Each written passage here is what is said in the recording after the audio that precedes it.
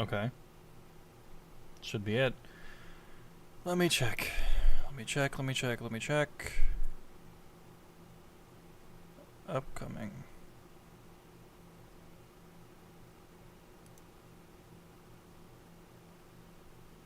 Yes. Okay. Alright, we should be good. Should be good here. I don't know how well this stream is going to do. I don't even know if we're going to get any people. But I am going to just press the fuck it button, and I'm going to try. Seems like it's working, so I'm just going to get started. I'm going to try to talk to myself, because there's nobody else to talk to at the moment. Alrighty. Let's just jump in. Let's just jump into it.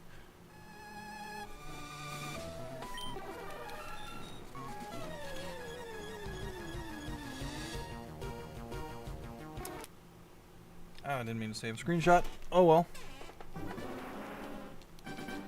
Saved many screenshots, unfortunately. Let's see. Should be set up. Forgot to press up on that. Oh, hey, I see your comment on the stream itself, but not on the well, not on the stream itself, in the stream chat. It's not showing up on here for some reason. Let me try to fix that. It's a long time no see as well. I've been trying to force myself to do things that I should have been doing a long time ago. But, you know, I'm a master procrastinator. So, alright, let me just let that sit here for a second. I'll add tally to the counter. See if I can't fix my chat box. Because it should be going here.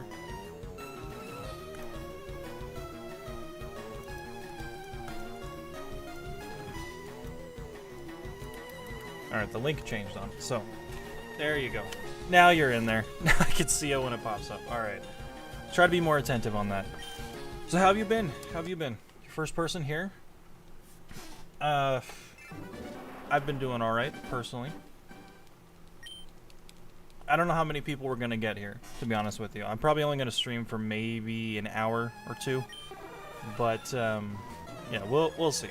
It also depends on whether or not I actually, you know, find this thing today. I doubt it. I doubt it. The shortest shiny hunt I've had in Gen 3 has been 135 encounters.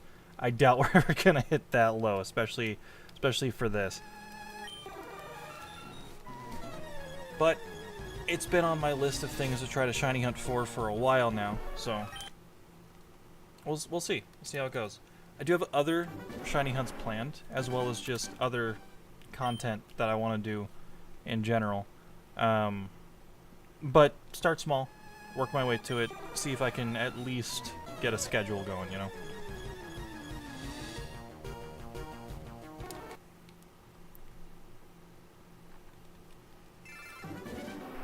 Alright, procrastinating on college work. Playing Link's Awakening remake. It was very good. I've played that one as well. I haven't beaten it now that I'm thinking about it, but I did enjoy my time with it. I should go back to it. Yeah, I've played the original Link's Awakening way back when. But yeah, it's been a long time. It's been a long time since I've really sat down and done it. I don't know, maybe that's something I could try to stream. I want to stream more, right? So I want to do like just a bunch of different things.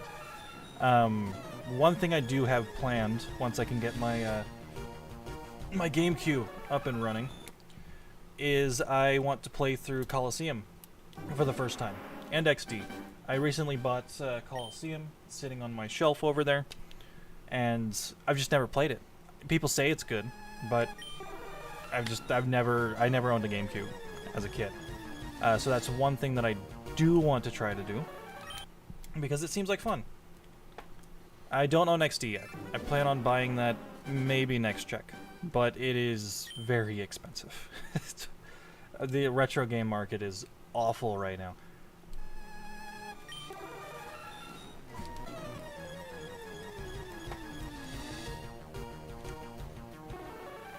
Anyway, I guess I should try to fill the void. I haven't been doing much with my channel as of late. I want to do more, though. I know I've said that already, but it's kind of a big reason why I'm doing this. I'm trying to hype myself up for it, I suppose. I want to do more with my channel, and even more so beyond just Pokemon stuff. But I feel like streaming is something that I've always wanted to do. I've just never actually buckled down and done it. Like, the last time I streamed was, like, right after Sword and Shield came out. I think it was, like, 2019. And then I tried to, like, do some test streams, update some templates and stuff, back in, I think it was 2020. And then that year sucked for many reasons. So I just kind of fell out of it. Work's been getting in the way, obviously. But one reason I do want to try to keep streaming is to eventually make this be not necessarily a full-time job. I mean, that would be the goal, right? But, yeah, it's... I would like to push this to a point where it's sustainable, you know? Because I enjoy doing it, and I enjoy talking with people. Even if I don't always have something interesting to say, you know? But I will just kind of ramble for a bit about a couple of things. As far as shiny hunts go, I was originally going to do leaf green. I'm shiny hunting for a Bulbasaur on that, but I am so deep into it at this point that I figured I might as well start with something fresh, right? Mewtwo's been on my list for a while. I just haven't finished the Bulbasaur. And I recently bought this copy of FireRed, so I figure, yeah, might as well. Might as well just do Mewtwo on here and then continue doing Bulbasaur on Leaf Green whenever I get the chance. Like, I think I just passed... Let me look it up real quick. Keep it all in a shiny count thing. Yeah, I'm at 4,030 encounters on that Bulbasaur. So that one hasn't been going too well. I mean, it's been going fine. It's still under odds, but we'll see if it ever decides to shine. Now, for this Mewtwo, though, I have no idea. I've actually never successfully shiny hunted in Fire and Leaf Green. Everything that I have found in Gen 3 has come from mostly Sapphire. I found one shiny Pokemon in Emerald, but I wasn't hunting for it. I just kind of ran into it, and that was my my Spinda.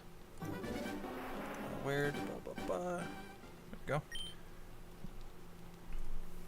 So I mean, if there's any games that any of y'all would recommend me play, like I want to get back into some fan games as well. One of the last few things I streamed was a game called Pokemon Insurgents. It was a little edgy, but I was enjoying my time with it. I just never... I think I was in the process of moving, like right as I was in the middle of streaming that. So I just stopped and then didn't reset everything up. And see, doing all of that is something that I really want to avoid moving forward, you know? Because I'll get sidetracked with life, and then I just won't buckle down and get back to it, you know? But, yeah. I think that's about it. Yeah, that's about it. I've done a little bit of shiny hunting in Scarlet and Violet. Not a whole lot. But I feel like those hunts go by really quickly, especially with the sandwich stuff. It's like they're fun, you know, they're fun, but I don't know, I also like collecting them as far back as I can, like with Generation 3, because I want to Ribbon Master these Pokemon, right? So getting a Pokemon in Gen 3 means more ribbons, obviously. And I believe so far I've completed 4 Pokemon in Gen 3, aside from the ribbon from Mount Battle in Coliseum. So that's something I also want to start streaming, because I mean, I'm going to be doing it anyway, right? I may as well try to make something out of it. That's how I see it, anyway. I mean, it's also the case with shiny hunting. It's like I was gonna shiny hunt Mewtwo anyway, but instead of sitting in my room for several days on end, you know, just being super quiet with myself, you know, watching a movie or whatever, I'll stream it. I'll talk to people, you know, just chill, hang out for a bit. I mean, there's still some that I'll probably do in my off time, but we'll see. We'll see.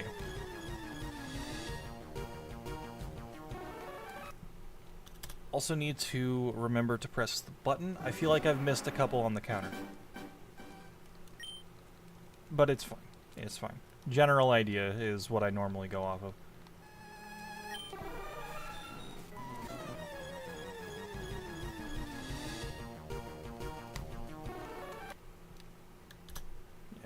I'm trying to manage my time better as well. Like, today I wanted to stream earlier than I did.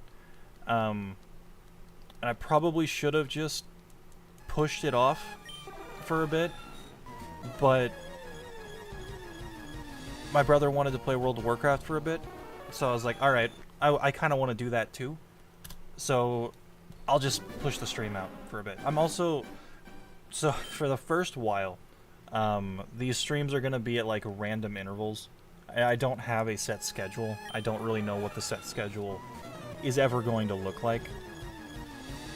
So that's something I'm going to try to figure out as time goes on. I'm mostly going to leave it to weekends because I don't have work to contend with. I think I'm going to start trying to stream at around 12 p.m. Central Standard Time. But I may also try to do a couple of streams after work just to see how well that goes. So that's practically everything, right? I keep saying that, but I'm also trying to, you know, keep the conversation going. I hate watching streams where people are just kind of like quiet the entire time. Like I want to engage with whoever the streamer is, right? I want them to continuously talk. But that is a lot of pressure. Like I don't blame them for just kind of shutting down and not talking for a while because like it's hard, man. It's hard. Like I mean, if you've got like, you know, several thousand people in your stream watching, it's like, yeah, you know, there's going to be people commenting all the time. But you know, it's really about how much can you talk to yourself. And I'd say I'm fairly okay at that. I do kind of pace around my room talking to myself like a crazy person sometimes. So yeah, I think I can do it. I think I can manage it. It's just a matter of finding the right topics to really discuss. Right now, the big one is just the future of this channel, because I haven't done like anything with it. Like I've been posting things every so often, but it's never been like the shadows kind of broke on that one. But anyway, like it's nothing really content related. Like I'll post a Fortnite live event every so often, but that's not really content. That's just something I want to put up there in case I want to look back on that event, since they're one-time only type things. Yeah, but I haven't even really had any ideas for new things to go into and post aside from streaming, of course. But dedicating time to that is its own thing. I mean, I am working on a project for this channel, but it's a long-form project, and it's probably gonna become apparent as time goes on. But that's a topic for a different day. I'm not gonna get too deep into any of that. But what else? What else do I have going on here?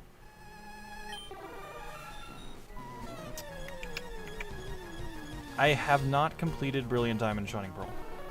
I need to do that because I need to do that for several ribbons that are tied to it, like the Sinnoh Champion ribbon and the contest ribbons. So that is something I will probably start just streaming, finishing out. I stopped at Veilstone, and I just never went back to it because, excuse me, acid reflux. Brilliant Diamond and Shining Pearl are just nothing burgers of games. It's Diamond and Pearl 1.5. I wasn't happy with that. I really wasn't. I just got bored. And it's like, I enjoy Diamond and Pearl, but I had played Pearl like the year prior to the game's releasing. And it's like, if I wanted to play Pearl, I would just pull out my DS and play Pearl, you know? I will give them credit for the Underground. That was a lot better. But aside from that, there was really nothing to Brilliant Diamond and Shining Pearl, you know? Like, I wish they were better.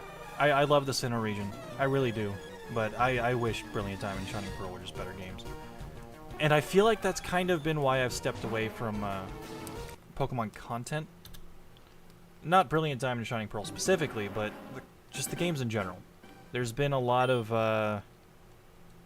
negatives to talk about as far as those go. And, you know, constantly being negative is fine in some ways, but I don't like complaining, you know?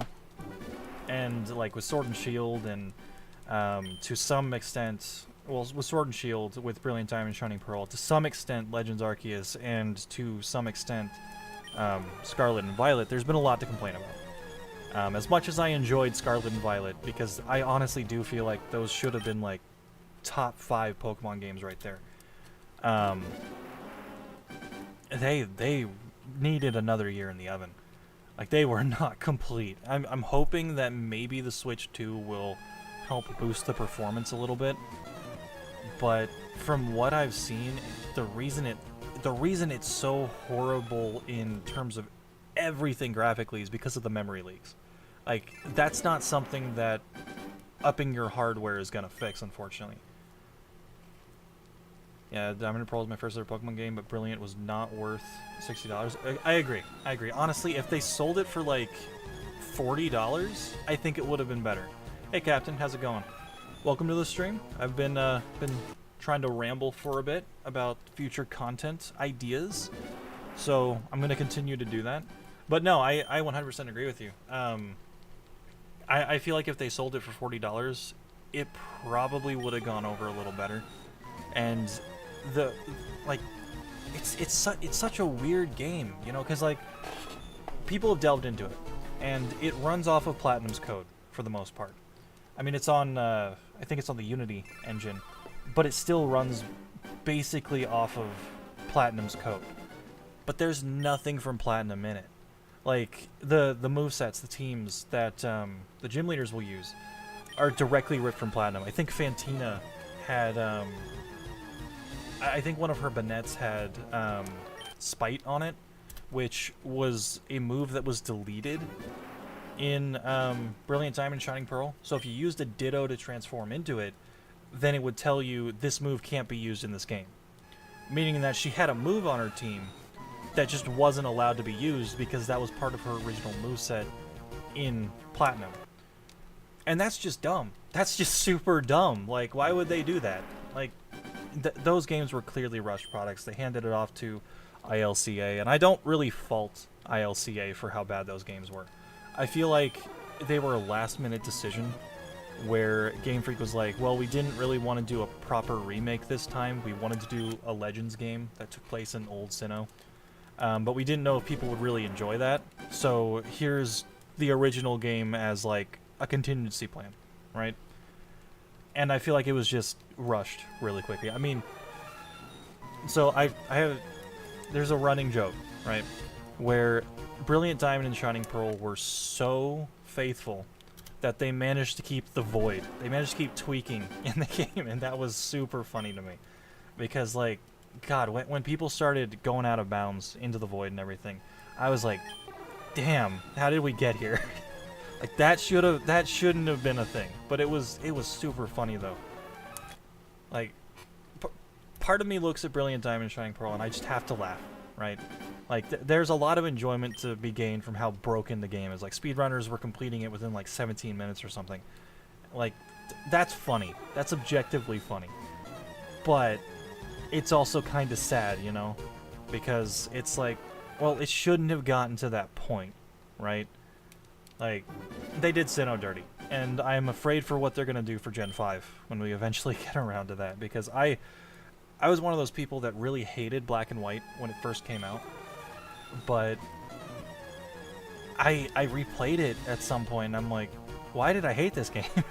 Like, the lack of lack of old Pokemon rather, was a bit of a detriment. I didn't really care for the whole roster, but I enjoyed the story of Black and White more than most Pokemon games, or more than any at that point anyway. Basically, Pokemon Company went, here, remake this, but make it look different so it's not a complete port, and thus the little people were made. Yeah, I remember seeing the pictures of people comparing it to the little people back then too. Yeah, I remember the first thing I did, I looked at it, I'm like, oh no. Oh no. And like some people I knew, they're like, you've been waiting for this remake for like how long now? And the first thing you do is complain, and I'm like, I know that's bad. I know it's bad to look at it and immediately complain. But man, are you seeing this? It's not. I mean, it could have still been good, even with the little people art style, but it was a nothing burger of a game. Honestly, I hope they don't do Gen 5 yet, and they give Diamond and Pearl the credit it deserves. But I know that's not going to happen. I know that's not going to happen. I am looking forward to ZA, though. We should be getting more information on it later this month. I'm debating taking the day off work on Pokemon Day so that I can stream my reaction to it. I've never really done reaction content, but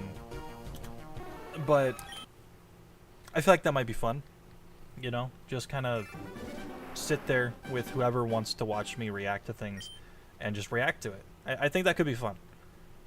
Whether it is or not, I don't know, but I just hope we don't get another mainline game this year other than ZA. Like, I want Game Freak to take their time. I love this franchise, I really do, but over the past decade or so, God, it's been a fucking decade, they've just been they've been pushing out product like it's nobody's business, and the games have suffered quality-wise because of it. But we'll see. We went through the entirety of 2024 without any DLCs, without any new games. They're taking their time with this new one. I'm really hoping it's good. I enjoyed Arceus, even if it did kind of, you know, lag a lot. But I enjoyed it. So I'm hoping that they can keep that good thing going with Legends. One thing I would like to see, though, in terms of like these spin-off, these mainline spin-off titles, they're in a weird spot. They're like mainline titles, but they're also not traditional mainline titles. I call them offshoots of the mainline. They're still mainline, but they're offshoots, in my opinion. But anyway, I'm rambling. One thing I would like to see them do is make another Let's Go game. I thought Let's Go Pikachu and Eevee are still, to this day, the best looking Pokemon games on the Switch. They were a remake and no one asked for it. I mean, it was Kanto version 5, right? But I feel like they could have done a lot with that. And the fact they didn't really capitalize on it and continue moving forward through the generations with it, it's kind of sad to me. I would love to see a Gen 2 Let's Go game. I don't know what Pokemon they would use for it. Probably some baby Pokemon, probably like Pichu and, I don't know, Cleffa or something. But yeah, I would like to see them do that. Hey, it's been 3 years since Scarlet and Violet. You know what that means? Here's a new mainline game. Yeah, that's. I hope it's good. I hope it's really good, because like, from a story perspective, Scarlet and Violet was fantastic in my opinion. I liked every single story with it. Team Star's story kind of was the weakest in my opinion, but the story with Arven, I did not expect Arven to be the character that I left Scarlet and Violet being like, yeah, that's the best character in this whole game. like I didn't even give him a second thought when he was first revealed. But no, he was actually the best character in the entire game. One of the best characters, if not the best character in the entire franchise from a character standpoint, in my opinion. In terms of cool factor, it's always going to be Steven. Steven's just the best champion, in my opinion. But yeah, it's like Arven, of all people. being the fan favorite, or my favorite anyway, it was just not something I expected. But his story was great. Like I don't want to spoil anything. Like if people haven't played it who are watching, but I mean it's been a couple of years, but still he had a lot of emotional shit going on, and I think that's good. Pokemon needs more of that. It's like kind of what they did in Black and White with N's character. I mean, different obviously, but it was a very emotional character, right? There was a lot of emotion to his character, and that's why N stood out in terms of you know, with the audience and everything. And I think Arvin kind of also did that same thing. Penny and Nimona, I feel like could have gotten a bit more. And then there was Kieran and the whole DLC stuff, and he was a pretty good character too. I enjoyed my time with him. He was a little he needed to get his head out of his ass, but you know, I related to him a little bit here and there. I'm like, yeah, I kind of get where he's coming from. I used to be a kid that would get super jealous about things, so oh well, it is what it is. But yeah, anyway, I want ZA to be good. It's only going to be taking place in Lumiose, so I'm a little concerned about that. But if it's full-scale Lumiose, then I think it should be fine. But we'll see. We'll see. But I'm just hoping that things moving forward are good. But that's kind of why I want to take the day off on the 27th to kind of give a reaction to it, because like I've been really looking forward to this game for the past year, ever since it was announced. Like, yeah, it was announced on Pokemon Day, wasn't it? That's right. Yeah, they gave out the that little CGI trailer for it, and we just haven't heard anything since. And it's kind of sad because I want to see more. I want to know what they're doing, especially because they're going back to Megas. Thank God they're going back to the good gimmick. Like, Z-moves were fine. Mega Evolution is the best. Dynamaxing and terastallizing, I could never really get into. Like, they just seem kind of random. It seemed like you're adding flavor for the sake of adding flavor rather than something meaningful, if that makes any sense. New Let's Go game would have been great. Of all Pokemon games I've played, the one I had the most fun. See, that's the thing. Like, I had a lot of fun with Let's Go. The motion controls were a little wonky at times, but I had fun with it. I think the only real complaint I have with it is that they didn't take the Sevi Islands from Fire and Leaf Green. I think that would have been really cool, but I'm also a huge fan. I think I missed 2, so I'm going to add those. Like, I enjoy the Sevi Islands a lot in Fire and Leaf Green, and I figure that if they put those in there, that would have been great. That would have been fantastic, but oh well. You can't win them all, right? If they had the Sevi Islands, then that would be the definitive Kanto game, in my opinion. Whereas right now, I still say it's Fire and Leaf Green, because it just got the most going on in it. But I liked a lot of the things that they did with it. I think the motion controls could have been a bit better. But aside from that, I think they did a pretty decent job with it. Even if it was, you know, Kanto version 5. Like, we've been to Kanto 5 separate times, right? Like, it was the original games, so Gen 1, we've been there in Gen 2, Gen 3, Gen 4 with Heart Gold and Soul Silver, and then Generation, like, the midway point between 7 and 8 with Let's Go Pikachu and Eevee. So yeah, that's 5 times we've been to the Kanto region. I'm kind of sick of Kanto, if in case you couldn't tell. But I still feel like that was a good design of game. Like, it was made for a very casual audience. It didn't have any of the super hardcore type. I say hardcore, but Pokemon's never been hardcore. It was appealing to the Pokemon Go crowd, right? And to a nostalgia factor as well. But I think leaning into that would have been a good idea. I think the reasons Let's Go was made was just to add more life to Pokemon Go, bring old fans to the Switch. Yeah, no, I agree.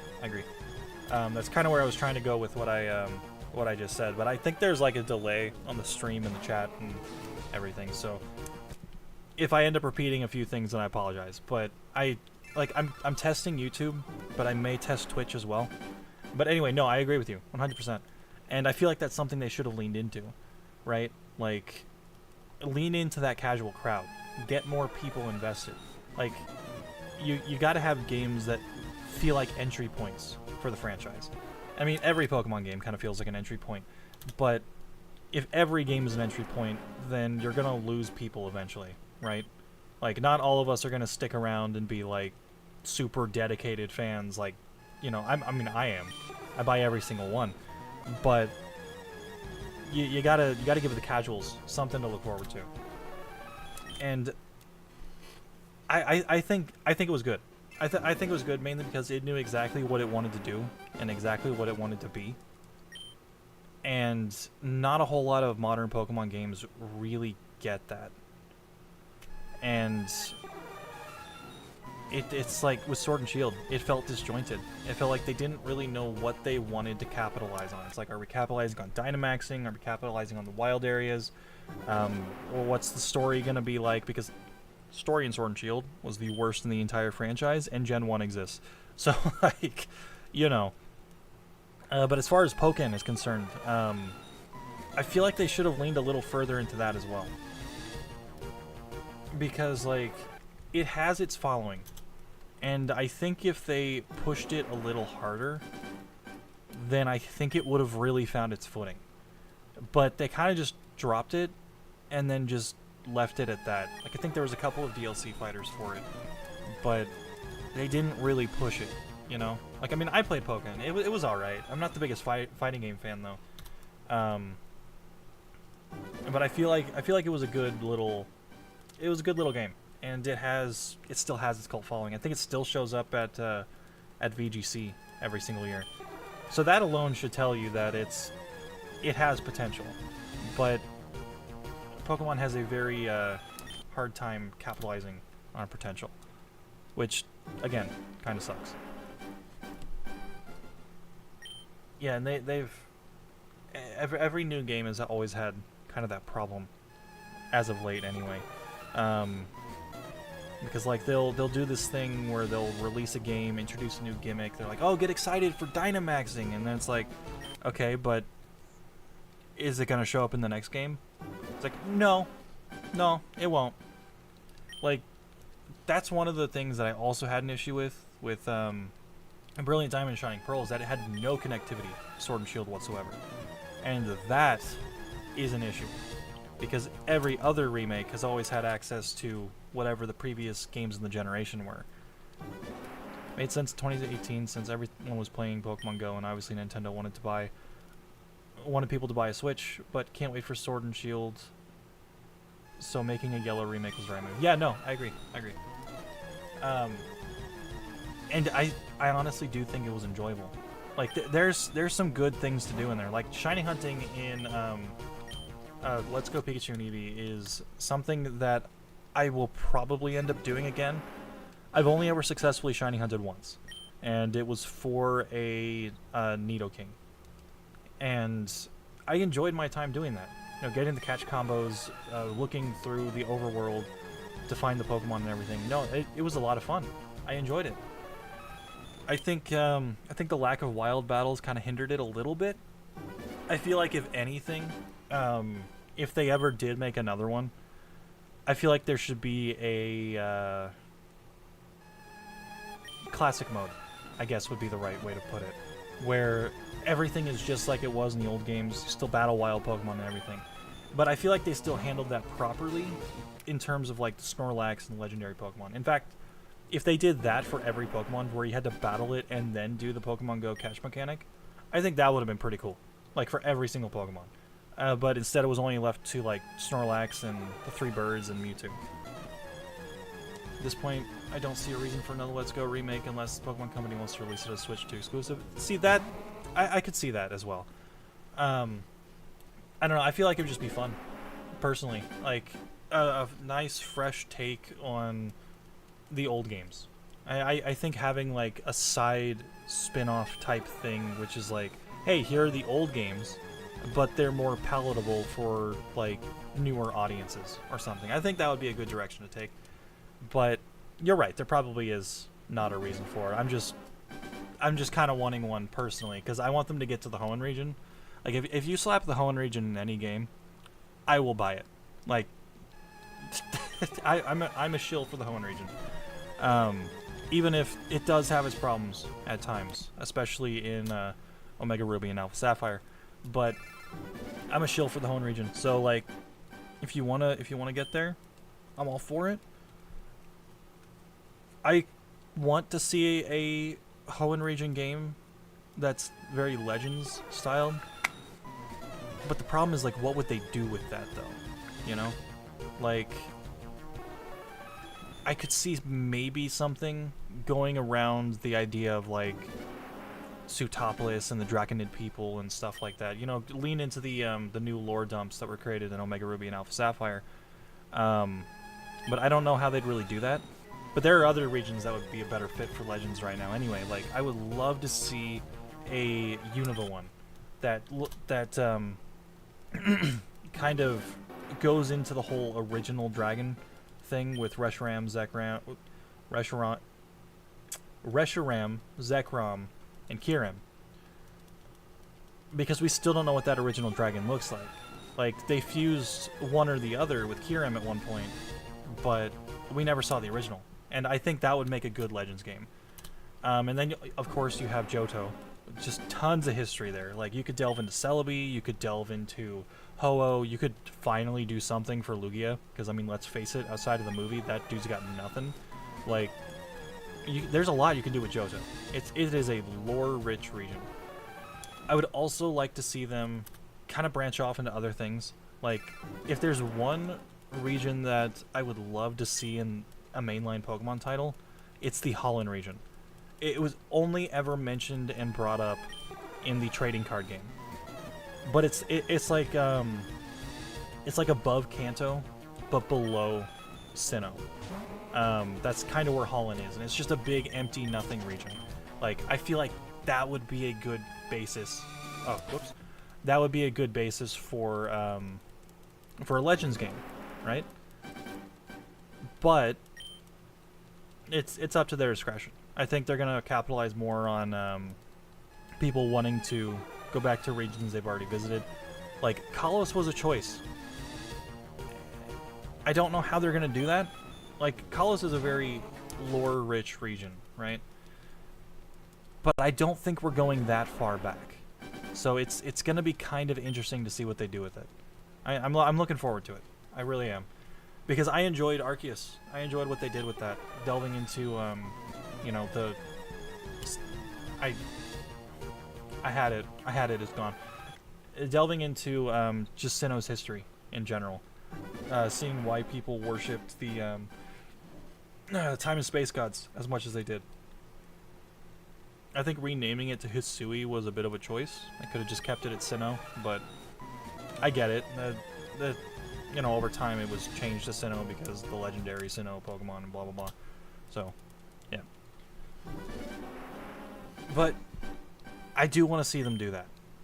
I am a little concerned though about just the franchise moving forward, I guess. Mainly because of the open world stuff. I don't feel like it really added anything to Scarlet and Violet with it being open world. And I mean, that's probably just because there was no level scaling and everything as far as like the gym leaders and everything go. Like, I fought Gym Leader 2 first, and I think I fought Gym Leader 1 like 5th, and there was no level scaling whatsoever. So it just felt like, it felt bad, personally.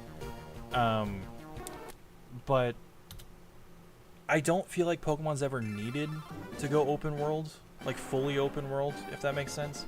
It's because these games already have, they've had open world elements since, like, you know, the very beginning, right? Like, if you just want to run around the Kanto region, you can. Like, there's gonna be artificial roadblocks in the way, because, you know, old game design. But if you removed those artificial roadblocks, like let's say in the Kanto region, right? The first artificial roadblock you run into who's not the old man who hasn't had his coffee, but it's in Pewter City. It's the guy blocking the path to Mount Moon, saying, "Oh, you gotta fight Brock. You gotta go fight Brock." Imagine if that guy wasn't there, and you just decided, "I don't really want to fight Brock. I chose Charmander. I'm not gonna deal a whole lot of damage. I'm just gonna move on to the next city." And then you do that. There's no artificial roadblocks stopping you from doing that. I mean, Kanto, as it is probably a good example of like open world elements in these old games, because like you have to fight 3 gym leaders in their designated spots. You have to fight Brock first, you have to fight Misty second, and you have to fight Giovanni 8th. Other than that, you can fight them all in any order you want. As long as you fight Koga before Blaine, you can do it in any order you want. Didn't play Scarlet and Violet, but my biggest issue for Legends was the lack of a jump button. How do you expect me to play an open world game with terrain and I can't do something as simple as jumping? No, I agree with you, honestly. And from what I saw, I think they intended to have a jump button, like in early builds of it, but I think they just removed it. I just don't think they really made use out of it. But yeah, no, I agree. Jumping should be a thing. Even Scarlet and Violet didn't have jumping, I don't think. Unless you're on Koraidon, anyway. Yeah, no, I don't think they had jumping either. But, yeah, like, what, movement, that's the word. Mobility, I guess, also. Mine was swapping between mobility and movement. Yeah, better mobility and movement would be much, much nicer. Like, I like what they did with the dodge mechanic in Arceus, and I hope that sticks around. Like, man, those boss battles were actually engaging, which, I mean, they were easy, obviously. It's Pokemon, it's a game made for kids. But, like, they were still engaging battles. Like, you had to dodge at the perfect times. You had to, you know, you had to be focusing. You can't just mash the A button like you can in these games. And I think that's really cool. And I think they should find a way to keep that moving forward. And I'm hoping that at least the Legends ZA games do that. But, yeah. We'll see. We'll see.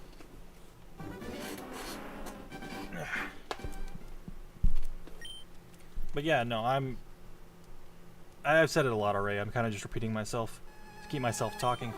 But I'm looking forward to them. I'm really interested in seeing what they have to show for it on the new one. Because, like, it's in Lumio City's past. So it's like, people are saying it's like you're building Lumio City from nothing, basically. Or I want to know if they're really going to do that, or if they're going to be like, you know, it's already built and you're just expanding on it or whatever. I want to see what they do. I also am a bit curious to see what else they plan to do, like for the future, right? Like I'm hoping that they don't announce another mainline title for this year, because like we don't need multiple games in one year. Like, do a light DLC for Legends ZA, and then leave it at that for 2025. And then during the next Pokemon Day, announce the next game, and then release it at the end of 2026. That's what I'm hoping for anyway. I want them to take their time. I'd rather have a large portion of nothing, like a big gap in time anyway, than quick games that are always mediocre. Because that's all we've really received since like Let's Go. I mean, Let's Go was like, it was fine, but it's like, again, it's a remake nobody asked for. Then Sword and Shield came out, solid 5 out of 10 in my opinion. And then every game after that has had graphical issues, which I'm not a graphics guy. Like, honestly, if Game Freak wanted to go back to sprites and stuff, I wouldn't even complain. I'd be like, yeah, do it. Well, we're gonna get better content out of it if you do something that's easier on your company. But I know they're never gonna do that. That's what I loved about Legends, because the battling was in real time and utilizing the, I feel like, that made me feel like I was actually in the fight along with them. Agreed, yeah. No, I 100% agree with that. I think they had a good idea going for that. And I'm super glad to see them expanding on that. And I hope they continue to expand on that. And I'm looking forward to, like, what new Mega Evolutions they're gonna do. Like, I'm so glad that we're going back to Megas. Megas were the best concept. If they just stuck with Megas for, like, several years until they ended up getting stale and then jumped into Z-moves, I think that would have been perfect. But, you know, it is what it is, I guess. I feel like there's a lot of gimmick clutter now. Whereas, like, you had good ones like Mega Evolution and Z-moves, and then you had, like, Dynamaxing, which didn't really... It's like, okay, they get big. That's cool, I guess. And then you have Terastallizing, which, from a gameplay perspective, is better than Dynamaxing was. At least in my opinion. But, still kind of boring, and, you know, visually. Because it's like, oh, they're just, you know, the crystal, right? I don't know. It is what it is. But I feel like I had another thought, but I've now lost it. Oh, Megas. I would love to see what they do with new Megas. And, like, I know there's probably going to be some, like, special Mega, right? Like how Omega Ruby and Alpha Sapphire introduced Primal Reversion.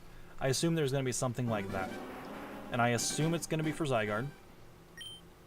But I don't know if they're only going to do Zygarde, you know? Or, like, Yveltal and Xerneas. A good story involving Yveltal and Xerneas, the literal life and death Pokemon. One of the most interesting concepts you can have. I would love to see a good story revolving around that, because X and Y's story was bad. Like, I've replayed X and Y a couple of times. It's still an okay Pokemon game, but its story wasn't great. You had these 5 friends of yours constantly stopping you along the way, and it's like, you know, it's supposed to be about sharing and friendship and all that. And it's like, that's fine; those are fine sentiments. But the evil team just kind of had Yveltal at the end, and that there was no build-up to it.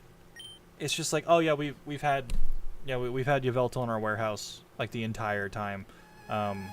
We're gonna commit genocide now, and it's like, geez, what happened here? I thought you just wanted to make Team Flare happy, not commit genocide. And it's like, complete 180.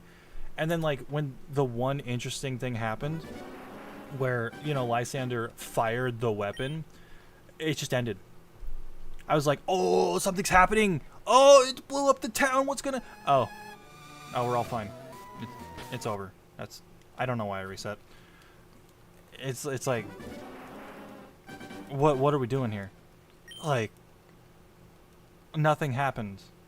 The weapon went back into the ground, and everyone's just like, you built up to the climax of the story. Climax of the story happened, and then it just flatlined. It's like, oh, okay, cool. I don't know. That's how I feel about X and Y's story, anyway. I feel like it was disjointed. It didn't really know what direction it wanted to move in. It's like, oh, you have these friends, and they're talking about friendship and stuff, and it's like, oh, well, now you have, like, Mega Evolution. We must talk about Mega Evolution every step of the way, because it's the new gimmick. And it's like, alright, cool. We're just really gonna pound it in there. And it's like, alright, I mean, it's fine.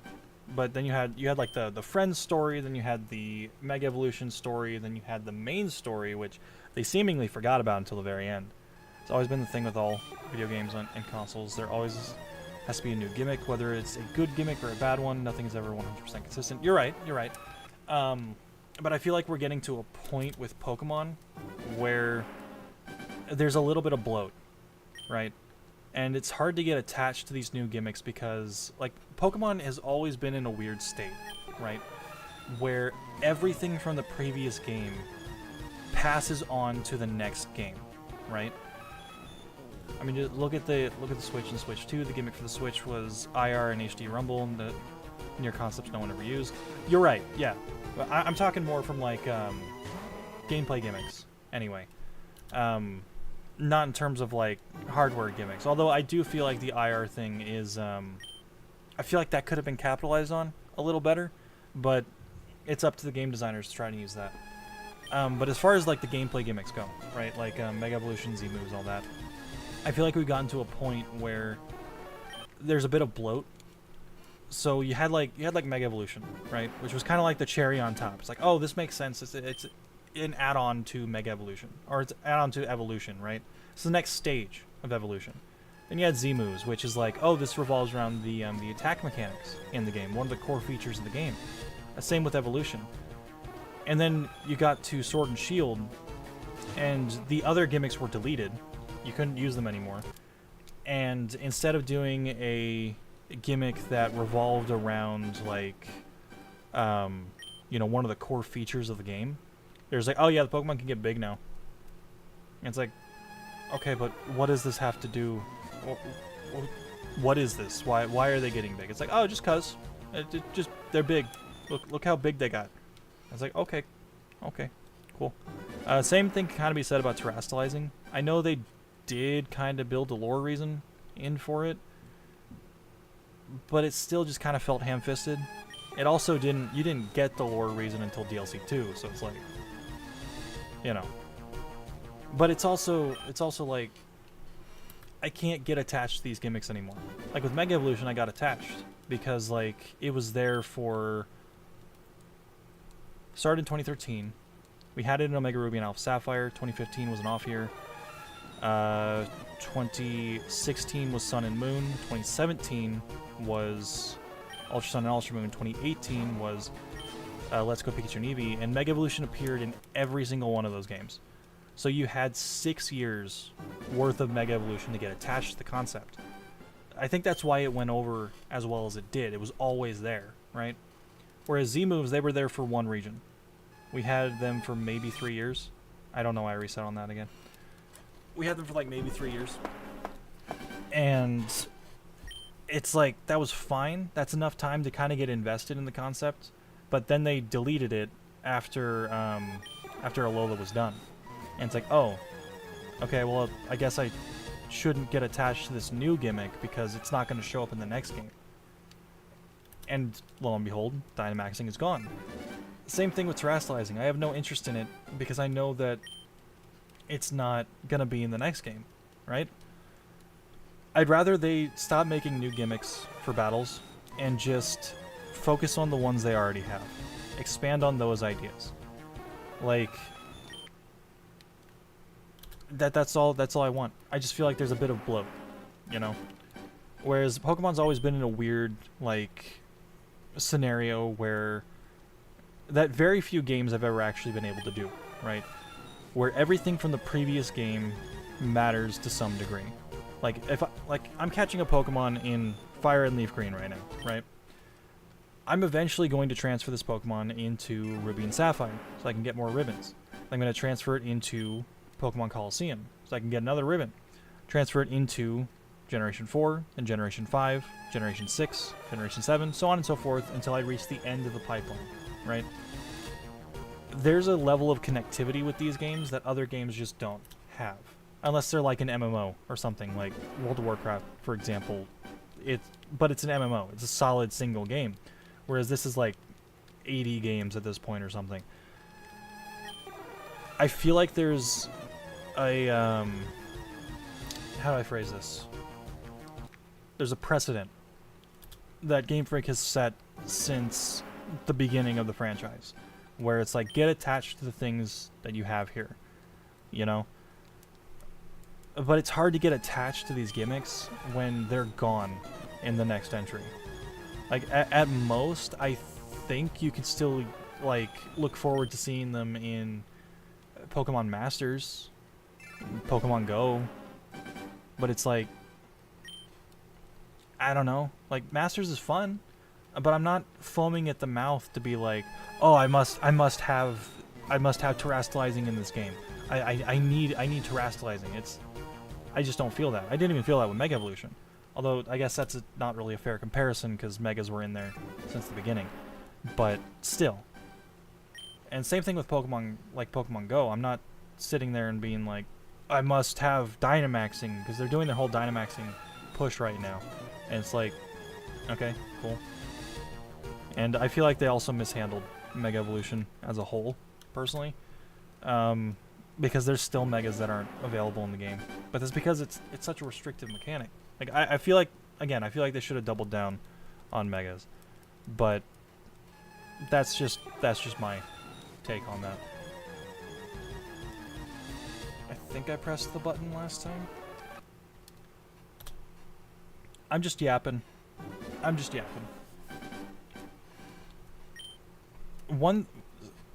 Going back to your Switch mechanic thing, though, I am a little interested in seeing the like the mouse features of it, right? Like, they showcase that, and it's like, okay, you can use your Joy-Con as a mouse. That's kind of interesting to me. Like, I'm a PC player. I play practically every game that I own on a PC unless I have to play it on another console, right? That's the only reason I buy Nintendo consoles. But it's also like, maybe if the Switch is powerful enough, I could start playing things on that now if I use the Joy-Con as a mouse. Or maybe it just has full mouse support. I mean, I don't even know. Does the Switch have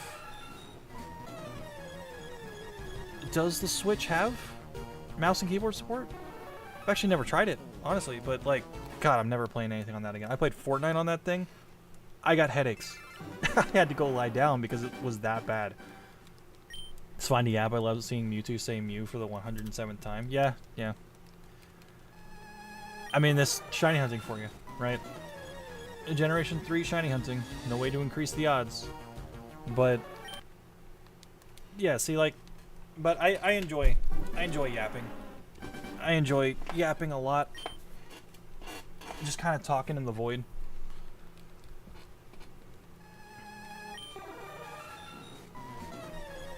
Part of me is afraid, though, that I'm going to be yapping too much, and I'm going to miss it being shiny, and I'm just going to be like, well, that's gone.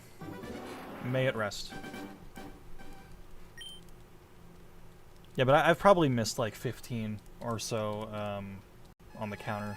I feel like it's around that amount. I feel like I should have been much higher than 109 an hour into this. God, it's been an hour. Alright. Alright, I mean, we can do this. Yeah, so to kind of go back to streaming, though, I am going to be testing this on I'm going to be testing both on YouTube and eventually Twitch as well. Try to see which one I like better. I'm starting with YouTube because that's where my audience is. I mean, you know, I don't have much of an audience left, I guess, because I haven't done anything. That's my own fault.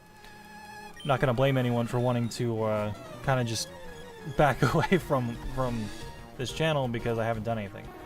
But I feel like I can reach people, try to get a little more feedback on it than streaming to, like, know people or maybe just one person over on Twitch, right? But I am debating it. I just feel like I have more of a reach here on YouTube at the moment. But we'll see. We'll see how that goes. I may spend this month streaming on YouTube, and then maybe next month streaming on Twitch. But again, we'll see. I think the Switch recognizes the keyboard and mouse, but most games don't support it. I mean, that sounds accurate. Yeah, I haven't really tried personally. I don't even see what you would use a keyboard and mouse for. Maybe like if you're browsing the eShop, but good luck with that. That thing lags like hell. But like if I were able to use it for games, or if like the Switch had an actual internet browser in it that you didn't have to go through the back door to find, then sure. But at the moment, it really doesn't.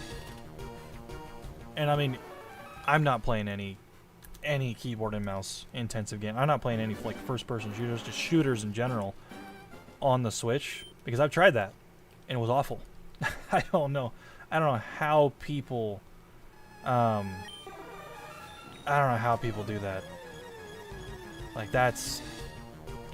again, I tried to play Fortnite on it once, and it was just the most miserable experience I've ever had. I legitimately got headaches off of it, because it was running at like 15 frames. Everything was muddy and just bad looking. It was awful. It was just so bad. I'm like, why would I do this? I've got my computer. I'm just gonna play games on that. What, shooters on Switch? Exactly. Like, but like Fortnite's one of them. Fortnite is one of them. But then you also have some old games like Borderlands, or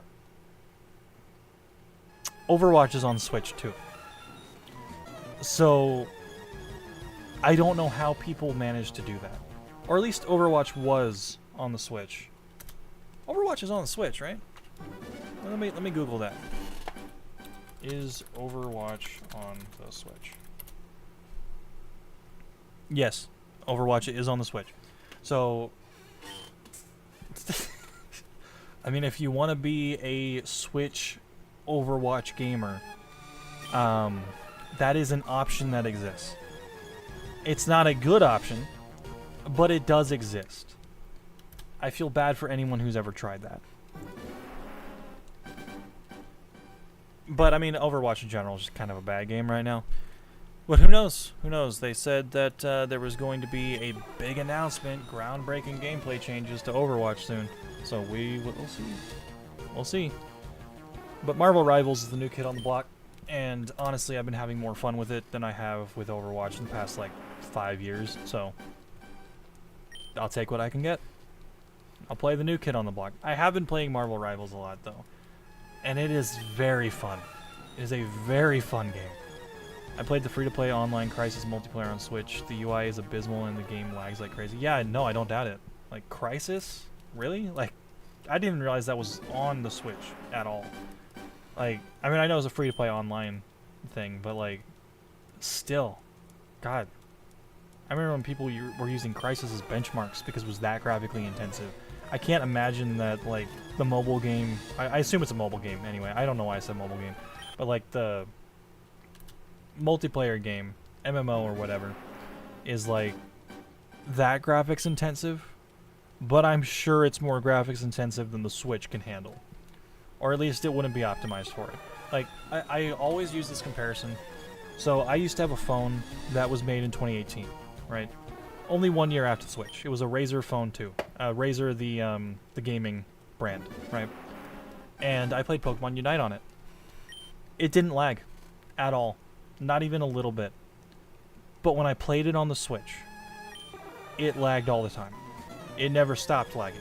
The Switch's hardware is just that bad. I'm really glad we're getting the Switch 2, because it's supposed to be on par with a PS4 Pro, which means that it can at least do 60 frames and properly be at 1080p. Like, I'm not the biggest graphics person when it comes to games. Like, some of my favorite games are still, like, you know, the one I'm playing right now. And it's not a graphically intensive game, even for 2000, like, what was it, 2004, right? Even for 2004. Very outdated in terms of graphics. Like, but that didn't matter to me, because it was a fun game. Like, I'm fine with that. But if your game is running at 12 frames, then please rethink what you're doing. Please. Like, just completely rethink everything you're doing and make it work for the hardware you've been given. I think that, I think Game Freak is one of the companies that really needs to hear that. Because, I love Pokemon. I do. I enjoyed Scarlet and Violet. Should be top 5. Should actually probably be my favorite. It's not going to beat Ruby and Sapphire, in my opinion, but that's just nostalgia for me. But it should have been really good. It should have been like the best Pokemon game since Black 2 and White 2. But then, you know, it released and it was broken. Pokemon Unite ran smoothly on my phone compared to my Switch. Yeah, see? Like, it's just that it is what it is, right? Like, the Switch is just bad from a hardware standpoint. Like, it's impressive what some companies have managed to pull off on it. Like, Breath of the Wild and Tears of the Kingdom, they look fantastic. They do lag from time to time. Especially Tears of the Kingdom, like when you're using Ultra Hand. But it's still playable. Whereas Scarlet and Violet was borderline unplayable at times. And then you have like the Xenoblade games, which I've never played personally. My brother's played them. He loves Xenoblade. Like, he's one of the many people who keep trying to convince me to play Xenoblade, and I'm just, it's on my list. It's on my ever-growing list of games. But yeah. Anyway, I've seen some screenshots from that game. I've seen some gameplay, and it looks fantastic on the Switch. Several Monster Hunter games also look pretty good on the Switch, and they run relatively smoothly. But then you look at some other games, and it's like, they clearly didn't build it for the hardware that it's running on, and it's like that kind of sucks. You gotta work with what you got, which is why I think Game Freak should have stuck with a more Let's Go Pikachu and Eevee style of game instead of constantly trying to push whatever it is they've been. I keep doing that. Why do I keep doing that? Instead of keep trying to push whatever it is that they keep doing. Like, from an art style perspective, I also think Let's Go Pikachu and Eevee are like peak Pokemon, honestly. I feel like they could have been a little better in a couple of areas, you know, some like texturing, you know, showing some fur and scales and Pokemon and stuff. But from an art style standpoint, top notch. Sword and Shield, it's a bit of a middle ground. I don't like how the overworld looks in 90% of the game. Like, you get to the Mushroom Village and it's like, damn, this place is pretty cool. But aside from that, it's like everything's just kind of muddy looking, and it doesn't look good. But the character models, I liked the character models. I mean, the character model texturing. I guess I should phrase it like that, because character models are mostly the same thing from, 3DS. But then Scarlet and Violet and Arceus are trying to push like a semi-realistic type art style, and I just don't think it's working. I think they need to stop trying to go in that direction. Same with Doom and Wolfenstein 2. I mean, they play fine on the Switch, but it's never gonna beat a PC or yeah. I agree with that. But see, like, speaking of the PS4, I'm glad that a lot of places are saying that it's gonna be on par with the PS4, because I don't feel like the jump from PS4 to PS5 was really that impressive. Like, in terms of like ray tracing and all that, yeah, sure. But when you look at like The Last of Us on PS4 and then The Last of Us remastered on PS5, it's like they show side-by-side images and it's like, I mean, yeah, you know, the lighting looks a little better, but was this really needed? And it's like, no, it really wasn't. There's not that big of a jump yet. And I think that's just because like technology has kind of reached its kind of peak for the moment, and they're not letting the tech progress as much as they should before releasing a new console. But in Nintendo's case, this thing's been out since 2017. It's 2025. It's time for a new console. Like, it was outdated in 2017. Let's get a new one out here already, please. Like, for the love of God. Like, I love my Switch. I really do. But man, I like, one of the most beautiful games I've ever played is a game called Ori. I love that game. Ori and the Blind Forest and Ori and the Will of the Wisps. Fantastic games. I love them. Super beautiful. But I played them on the Switch, and the backgrounds are super pixelated. And it's like, it's still pretty to look at. But if you look a little too closely, then you'll notice the faults. And that is because they had to downgrade the quality on the Switch. But, you know, that's just the Switch for you, right? Like, it's just bad hardware. Like, it's fine hardware, but it's bad hardware. Remember all the Switch Pro rumors back in... Oh, yeah, those have been going on since, like, 2019. At the earliest, yeah. And we get, like... We had tons of them every single year. And it's like, okay, if the Switch Pro is happening, where is it? Show it to me. I want to see it. I want to indulge in the Switch Pro. And instead, like... I think it was 2021, that one rumor that came out, the one, like, super credible one, anyway, ended up being the OLED. And it's like, oh, okay. So it's a little better in terms of hardware. Not by any major leap. I think it's like 2-3 3% better. The loading times are a little faster, I've noticed on my OLED compared to my my launch version. But it's also a launch version, so like, you know, that thing's dying. That thing's dying a lot. I haven't even turned it on in over a year, so I should probably make sure it's still alive. But yeah, at least in 2021, the OLED came out, and there was a little bit of something, right? like not much, but there was a little bit of something.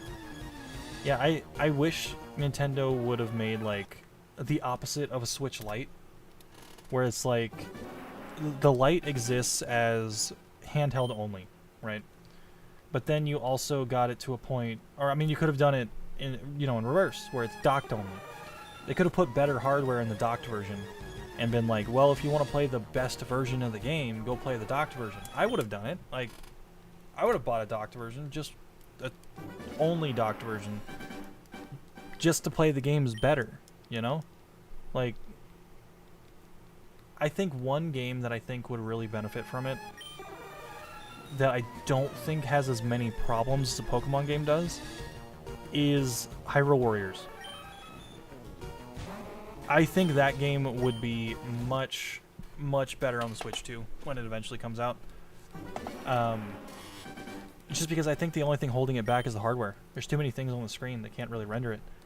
And it just lagged a lot. Fantastic game. I would love to replay it again. But fighting with the lag is just... like, I've 100% in that game. I loved Age of Calamity. I don't even care what people say. I know people say, like, the plot twist was bad and whatever, but I enjoyed it, personally. It's like, yeah, that was a fun little game. It was a fun game. I enjoyed it. Is it canon? Probably not, but it is what it is. I'll probably play through that again at some point.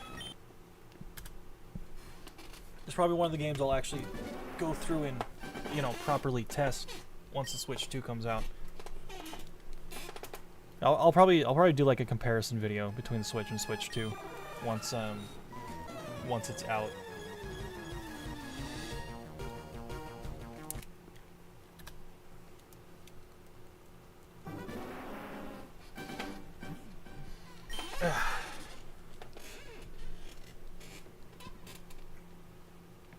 But I do think, like, we're in a weird point, right? Like, I will never buy an Xbox. Because not that I hate Xbox or anything, but every game that I want, that I could ever want on an Xbox, immediately releases on PC, either through Game Pass or just immediately drops on Steam. So it's like, I have no need for an Xbox. But the PlayStation is a little different. I have had a bit of a desire to get a PlayStation just because of the fact that, like, there's some games I want to play on there. Like, Astrobot looks fun. Honestly, like, I know it's controversial now because it won Game of the Year and whatever, but it looks like a lot of fun. It looks like a fun platformer. And we haven't had a fun platformer since, like, God, Mario Odyssey? Has it been that long? I mean, I guess, yeah, I mean, the new Ratchet & Clank game came out sometime after Mario Odyssey, I believe. So, you know, it is what it is. That was a fun game. But see, that's also another thing. Like, that game was on PS5 or PlayStation, like, exclusively at one point, until it eventually came to PC. But now they're doing this whole, like, a year to 6 months of PlayStation exclusivity so that people buy their consoles. But I'm just waiting for it to come out on PC at this point for any of their games. I'm interested in what the Switch 2 exclusives are going to be, since the Switch 2 has backwards compatibility and Nintendo has to give people a reason to buy it on launch day now. Yeah, no, I agree. I know that new Mario Kart game is going to be a Switch 2 exclusive. Like, that's just obvious, in my opinion. Like, the Switch already has Mario Kart 8, and the new one that they showed is very clearly a new game. It's not like Mario Kart 8 Deluxe or anything like that, or Deluxe Plus or whatever. But so that's gonna be a launch title. I can't see it not being a launch title. If they wanted, then they could really push Legends ZA to be a launch title for the Switch 2 as well. I don't think they're gonna do that. Even if it does come out on launch day, I think it's still gonna be backwards compatible. Like it's gonna be a Switch title, right? But it may come out on launch day. So I don't know. We'll see. But Metroid Prime 4. I don't know when that's coming out. They could have. They could. I know they showed like a snippet of gameplay from 4, but it could be one of those that's also built with like the Switch 2 in mind, but is also backwards compatible on the Switch 1. Kind of like how Breath of the Wild was, right? There was a Wii U version and there was a Switch version, and that was a launch title for the Switch, right? I think we're gonna run into a situation where a lot of games release in that type of state. And I'm fine with that, honestly. Like, if it runs better on one as opposed to the other, then yeah. Well, they showed Mario Kart 8 when the Switch was first announced back in 2016, but it wasn't a launch. Fair enough. Fair enough. You're right, yeah. But I don't know. It's a bit different because it's like, oh, Mario Kart 8 Deluxe, right? It's like, it's Mario Kart 8 again. I think they might try to make a bigger push for Mario Kart 9 or whatever they want to call it. But that could just be my own wishful thinking. I love Mario Kart. I really do. Even though it has ruined many nights out with friends. But I feel like they might make a bigger push for it, and I'm kind of hoping they do. Just because I want a new Mario Kart game. I really do. Like, I love 8. I think it's great. I love that they took a lot of the courses from Mario Kart Tour, the mobile game. Like, that one... God, what was it called? I don't remember what it was. It was this very Japanese-themed Ninja Shy Guy theme course. My favorite course in Tour. When they showed that for Mario Kart 8, I'm like, alright, I'm buying the DLCs. Like, that's my favorite course in Tour. I don't even think Tour's going anymore. I'm thinking about it. I don't have it installed on this phone anyway. But, I'm hoping they make a bigger push for it. Anyway. Joke in my head is that Mario Kart is gonna do the Microsoft and Apple route where they'll skip 9. Call it Mario Kart X. You know, they could. They very well could, yeah. I mean, as long as it's fun, right? Like, who cares if it's a 9 or anything? Like, Mario Kart's always been kind of weird with that anyway. Like, Mario Kart 7 was on the DS, and it's like, why though? like why'd you put a main number on the DS? Like, the 3DS one, yeah, the 3DS one, there was a 3DS one, right? Or am I stupid? I think I'm stupid. Let me look it up. Mario Kart 3DS. No, never mind. It was just Mario Kart 7. No, Mario Kart 7 was the 3DS. Okay, so... hold up. 1 second. Right, alright. Flip it. Mario Kart DS came out on the DS, right? But then Mario Kart 7 came out on the 3DS. So it's like, why did they do that? Why didn't they just call it, you know, Mario Kart 6? Or why didn't... The numbers have been kind of weird, haven't they? You know, never mind. Maybe I'm just overthinking it, because, like, there's the original Mario Kart, then there was Super Mario Kart, then there was, like, Mario Kart GBA, then... or Super Circuit on the GBA. And then there was Mario Kart DS, and then I guess... right, there was Mario Kart Wii, then there was Mario Kart Double Dash. Yeah, so I guess 7's just when they started putting a number on it. So never mind. I'm overthinking it again. Ignore me.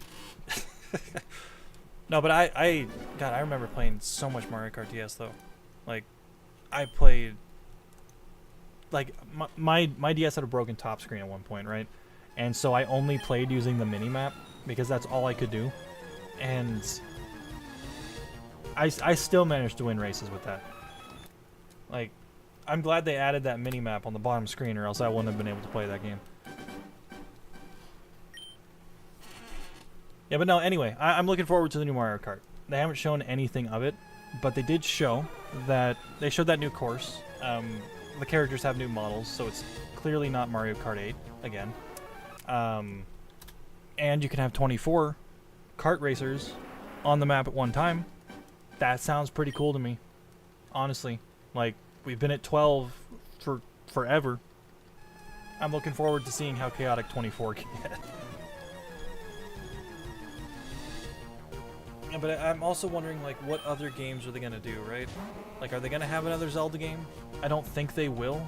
I think Tears of the Kingdom is still relatively fresh on everyone's mind, because that came out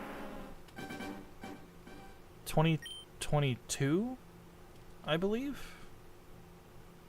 My last couple of years have kind of just blended together, if I'm being 100% honest with you.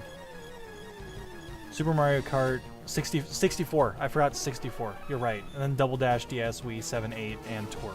Gotcha. Gotcha. Yeah, see, their number scheme is all over the place. So if they just want to call it Mario Kart insert title here, I'm all for it. Like, they can drop the numbers. They've only had a number twice, other than 64, because that's just Nintendo 64. So if they want to drop the number, go for it. Doesn't matter.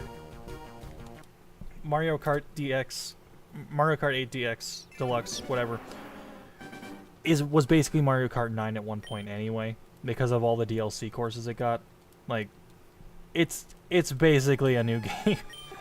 But yeah, no, I'm looking forward to it. I really am. But I am kind of wondering, like, what else they're gonna do though. Because, like, obviously there's going to be a Pokemon title that releases later this year, either on launch or close to launch. But then you're also going to have, like, maybe Metroid Prime 4, maybe Mario Kart. After Mario Kart Wii, Nintendo gave up and just put a number on it. Yeah, I mean, yeah. They probably could have done something better with that. But I guess calling it Mario Kart 3DS might have been a bit weird. But Nintendo, it's not like Nintendo ever cared about the naming schemes anyway. Like, the 3DS was a mess in terms of names, right? Because you had the 3DS, you had the 2DS, you had the new 3DS, the new 2DS, the 2DS XL, the new 2DS XL. It's like, at what point are these new consoles and what are they not? Like, the new 3DS was technically a new console. But everyone was just confused. So no one really bought into it. And like 5 games were made exclusively for it. Yeah, but believe it or not, there actually has already been some people confused by the Switch 2. They don't realize that it's a brand new console, even though it has a big 2 on it. So people are like, I've talked with one person, and like, not to throw them under the bus or anything, they're fine. They're just not a big, like, they're very casual when it comes to gaming. I was talking with this person, and they were like, yeah, I think I'll just stick with my Switch. And I'm like, the Switch 2 is a new console, though. Like, yeah, but like, is it really though? And I'm like, yes. Yeah, it's a brand new console. New things are going to come out for it that aren't going to be available on the Switch. And it's like, you know, from a more casual perspective, because of how Nintendo just kind of like shat out everything imaginable for the 3DS, it was just, people are going to get confused. I don't think it's going to be as bad as the Wii U, but people are going to get confused. And I think that's something that Nintendo should prepare for. Oh yes, my favorite naming mess. 3DS, 3DS XL, 2DS, new 3DS, new 3DS XL, and new 2DS XL. Yeah. Yeah, no, that was a time. That was a time for Nintendo. I mean, they kind of did it with the DS as well. Like, there was the DS, and there was DS Lite, DSi, DSi XL. You know, so they kind of pushed it a little bit with that, but not nearly as much as they did with the 3DS. Like, people just got confused. Yeah, and then there's the whole Wii U debacle where they just didn't market that thing right. Because they released all these things with, like, Wii on the title, like Wii Sports, Wii Fit, Wii Golf. I don't know if that was in Wii Sports or not. But, like, you had Wii on the front of everything, right? So when they announced the Wii U, Like, oh, okay, it's a tablet. It's like the Wii Fit board. It's just a peripheral for the Wii. And it's like, no, it's a new console. I myself, I fell for that, right? I fell for that because, like, I thought for about a year that I didn't need to buy a Wii U because it was just an add-on to the Wii. That some games would support, some games wouldn't. You know, like a DS, right? You'd have a bottom screen for some games, and then others you wouldn't. Little did I know that I think it was when Wind Waker HD was coming out, I finally realized, because like, oh, cool, Wind Waker's getting an HD, let me look into it. And it's like, only for the Wii U. And I'm like, the Wii U? Does that mean it just supports it? Or like, and then I looked into the Wii U, and it's like, oh, this is a brand new console, I'm just an idiot. So like, I fell for that, but I wasn't super into Nintendo stuff at that point outside of the handheld market. Kind of wish I bought a new 3DS when it was on sale for Black Friday back in 2016. The Switch was shown in October 2016, so I didn't pick up the new 3DS. Kind of regret it now given the prices on eBay. Yeah, the prices have gotten a little high on a lot of things. Like, I'm lucky enough to own a I own a standard 3DS, a 2DS, a Japanese 2DS, and a 2DS XL. 2DS XL was the best thing they ever did, honestly. Like, I love that fucking thing.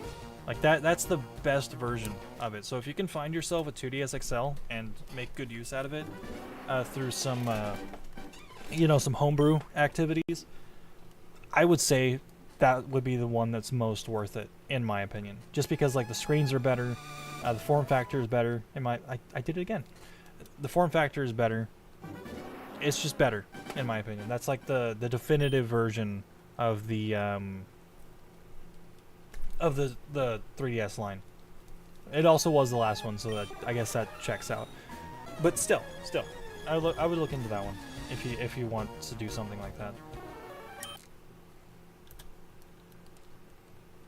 But yeah, like I do kind of regret not buying a Pokemon Green 2DS when the eShop was still open. Because, like, I like to do things as legitimately as possible when it comes to Pokemon, right? Like, I'm not opposed to hacking, like, by all means. Hacking your stuff. You got a job, you got a life, you got kids, whatever. It takes way too long to build competitive Pokemon. It's easier nowadays, but back then, God, good luck. But it's one of those things where it's like, I would have liked to have had it because I recently bought a and you can't see it on my shelf a bit, but I recently bought a Japanese 2DS that had Pokemon Green installed. It's like, okay, I'll trade Pokemon from Green into Pokemon Red. Hey Leafeon, how's it going? Starting to try to stream. Probably only going to stream for about another 30 minutes or so, but we'll see. We'll see how long it goes.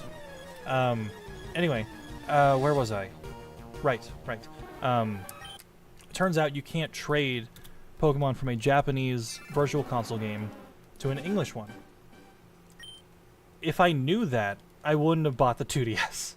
Because, like, in order to get Pokemon off of it now, I would need to have Pokemon Transporter and Pokemon Bank installed on that Japanese 2DS. Or at least Pokemon... Yeah, no. I would need Bank as well.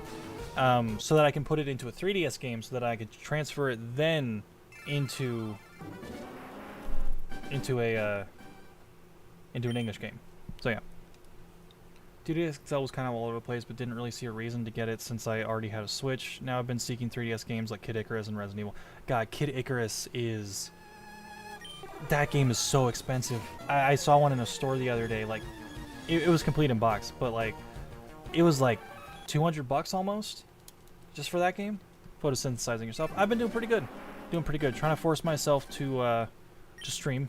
You know, I'm trying not to be as big of a procrastinator as I have been. Trying to be better. Yeah, but no, the retro game market is just in shambles right now. Like, so. Alright, so a bit of a spoiler, but one thing that I am going to be shiny hunting is a Jirachi. in Generation 3. So I bought the Coliseum bonus disc, right? That was $250. Once I'm done with it, I am reselling it because that is just way too much money to spend on something that's not even a game, right? And then on top of that, Coliseum itself was, I think, 140-ish. I think I paid for that much. Yeah, so I mean, like, prices on these retro games are ridiculous, man. And like Kid Icarus, for some reason, is like one of the most expensive 3DS games, and I don't understand why. Like, I want to play it. I've never played it. I played Pit a lot in Smash Brawl, but I never played a Kid Icarus game outside of the original one. I have played the original one on the NES Mini. I think I beat that one. Yeah, I beat that one. But yeah, no, like, I want to buy that one, but then I looked at the price and I'm like, damn, it was like $180, almost 200. Like with taxes, it would reach 200. It's like, oof. And GameCube games, the further back you go, the worse it gets. So like, if you have the money to buy any of that stuff now, you probably should, because I feel like it's only going to get more expensive as time goes on. Or you could just, you know, homebrew your 3DS and play things that way. Like, if Nintendo isn't going to have their eShop open anymore, I say it's fair game, personally. But it is what it is. Speaking of 2DS stuff, I just ordered a repair project 2DS off eBay to fix up myself. It'll be... Oh, good, good. I hear, like, is it 2DS XL or a 2DS? Because I hear that, like, the 3DS consoles are, like, super difficult to mod and repair. Whereas I think the 2DS is a lot simpler. Like the standard 2DS, the door wedge looking thing. I haven't bothered trying to modify anything past the DS yet. Like I don't. No, they're all probably in my drawer over there. But I have modified a couple of normal 2DS. Okay, that should be fine then. That should be a good project then. But I hear the standard 3DSs, 3DS XL, and 2DS XL are a pain to try to repair and modify. I haven't looked too far into that though, so don't take my word for it. But I have modified, like, do I have any of those just lying around? No. No, like I have a bunch of just random consoles lying around. Like, here's my Game Boy Micro. Found that at a pawn shop for $200. Really good price for that one, by the way. Complete inbox, $200. Like, Japanese exclusive. Super cool. Super cool. I love that thing. Got my shiny Kyogre on that thing. I also have used this one recently. I found this at a pawn shop. It is a modded Game Boy Advance SP. I didn't mod this one myself, but I found it, and it was like super cool because it was like they were selling it for $100. So I don't think they really knew what they had. And I'm just like, yeah, sure, I'll buy it. Why not? So like, you see, it's got like an IPS display and everything. It's super cool, super cool. And then I've also modded a Game Boy Advance, standard Game Boy Advance. Oh, whoops. Modded a standard Game Boy Advance. I have no idea where it is. It's probably in my drawer. I kind of just have things strewn about on my desk. I gotta clean up in here, man. Like, this place is a freaking mess. It's around. It's around. But I modified that one myself. Yeah. It was a fun project. I've also I bought a Project DS with that Game Boy Advance I modded, and I've essentially repaired that. I will be getting a capture board installed on that eventually. I missed a couple of comments. I just need some new LCD screens. Oh, that's not too bad. It shouldn't be too bad then. You could probably get a good shell for it, depending on how badly damaged the shell might be on that one. But that's up to you. Yeah, that's what I'm saying. If Nintendo no longer gives away pay for games on hardware, all bets are off. See, that's where I'm at too. And like, I want to own every Pokemon game, like, officially, right? But there's one game I can't get. Because the only way to get it is to buy someone's Wii that already has it installed, and that game is My Pokemon Ranch. I've never played it. It looks like it's just like an early form Pokemon Bank, earlier than Pokemon Box, which I do actually have a Japanese copy of Pokemon Box over there, but it's like it's like you can't get that anymore because it was a Wii eShop exclusive thing. So it's like I could try to find a Wii with that installed, and if I can, fantastic. But if I can't, then I'll have to mod a Wii in order to play it, because that's just how it is. Like, if Nintendo's not going to give me some way to play it, all bets are off. That's all I can really say. Wow, Micro, I haven't seen those in a bit. I still think the SPL 101 was the last and best Game Boy. No, I agree with you. Yeah, like the Micro is a good novelty. Like, I love that I have this thing, right? But like I've wanted one of these since I first found out about it. But they released like after the DS did, because like I think Nintendo was at one point marketing the DS as not the next Game Boy. So like, oh, this isn't going to replace the Game Boy, don't worry. Still buy our Game Boy products. But then it ended up doing that because it backwards compatible with Game Boy. So it was like, okay, all right, we're just going to move on. But I love the Micro. I saw one kid with this in like 5th grade, and I was like, oh, what is that? I must have that. And then I looked it up, and it was just like, oh, I can't ask for this. This is way too expensive. Yeah, but nowadays they're going for like, I actually don't know. This is a Famicom one, so that boosts up the price on it. But like around 2017, I bought my younger brother a Game Boy Micro for Christmas, and it was about $100, but it also had Leaf Green with it. So looking back, that was a really good deal, because Leaf Green and FireRed for some reason go for like $120 now. This copy of FireRed, I paid $120 for. I hate that I paid that much for it. Fire and Leaf Green are not worth $120 in my opinion, but it was the last Gen 3 game I didn't own, aside from XD. So, yeah. But it is what it is. It is what it is. As long as I'm willing to take the financial hit and I can work around it, I'm fine with paying for, the game and everything. I bought 2 sets of replacement screens just in case I mess up, and if I don't mess up, hey, extra in case I need it. Yeah, for sure. Yeah. No, I've done that with actually did that with my Game Boy Advance. So I have an extra LCD, I think, in the same drawer.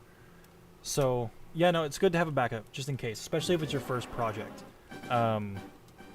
because it can be scary. It can be scary, especially if you're doing any of the any soldering that goes along with it. Like for that Game Boy Advance, I didn't do any soldering, but I have replaced the batteries in several of my games, with my younger brother's help, obviously, because he's better at that stuff than I am. So he kind of taught me how to do it, and I'm glad that he did, because I needed help with it my first run through. I do have a copy of Crystal here in my case, as well as a copy of Red that I do still need to replace the batteries for. But that's a later date thing. I might have someone do that for me tomorrow when I go to work. We'll see. I bought the batteries for it. I just need to actually just settle down and do it, or get someone to do it for me. It is what it is. Anyway, yeah, no, it's good to have extras though, really.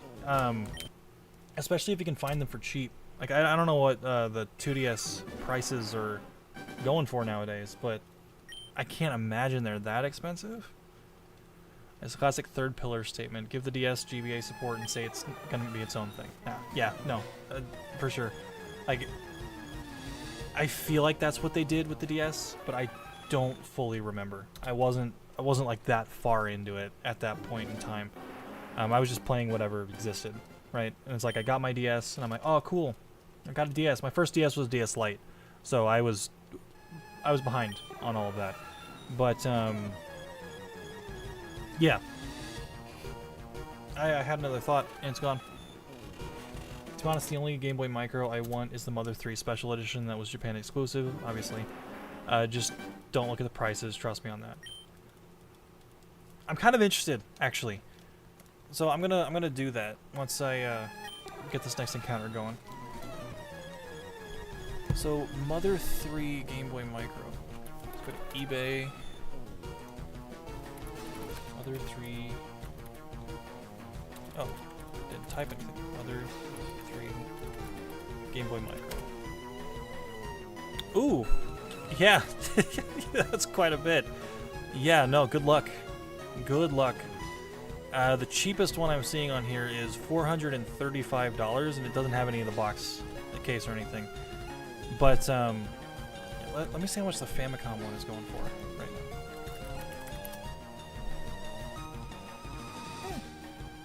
now. About 300 for the complete in box. That's not too bad. Yeah, I bought mine like, God, a year ago, I think. A year two. So it was like, yeah, it was 300 at, I mean, not 300, it was 200 at the time.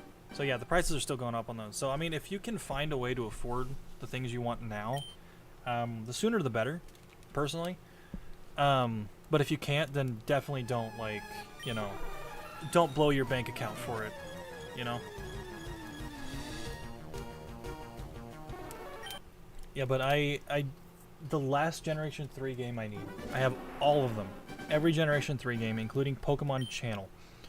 The last one I need is XD. And it's so expensive.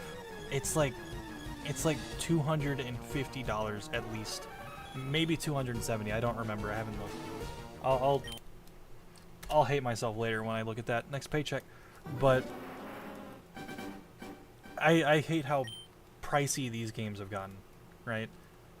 And like, just, man, I mean, even the non-games, like I have Coliseum's bonus disc, right? That was expensive, stupid expensive.